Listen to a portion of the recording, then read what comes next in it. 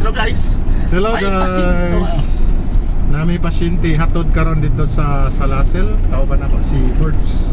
Kalipa. So samahan nyo kami guys. Ay hatid namin. Let's go. On the way na kami.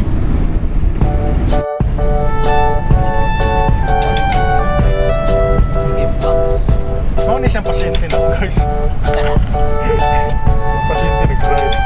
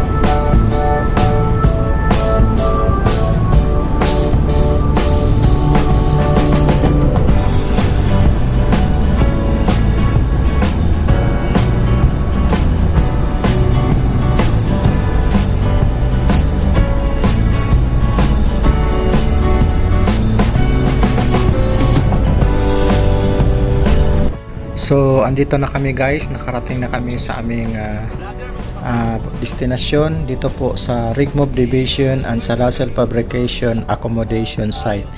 So, ito po yung isa sa aming accommodation ng aming company. Napakalaki nito guys, napakalawak kasi nandito yung fabrication at saka Rigmove Division.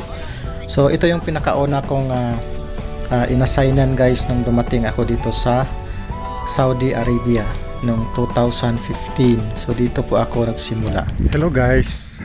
So andito na ako ngayon guys. Laki na pala ng pagbabago. So ito na po yung lugar ng dati kong nagtrabahoan. Ito yung pinakauna kong assignment dito sa lugar na to, pero nagbago na pala. Napakalawak na guys, saka napakalaki na ng yarda. So ayan po, makikita yan, sobrang lawak na ng lugar guys.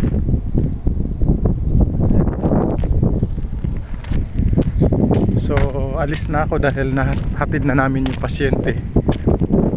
Kumain lang ako sandali, tapos alis na po ako. So yun lang po guys.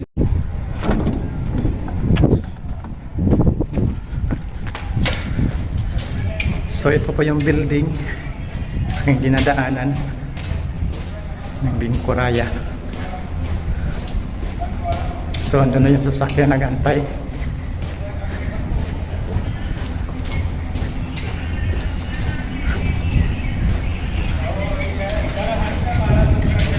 Ayan na po yung sasakyan namin guys.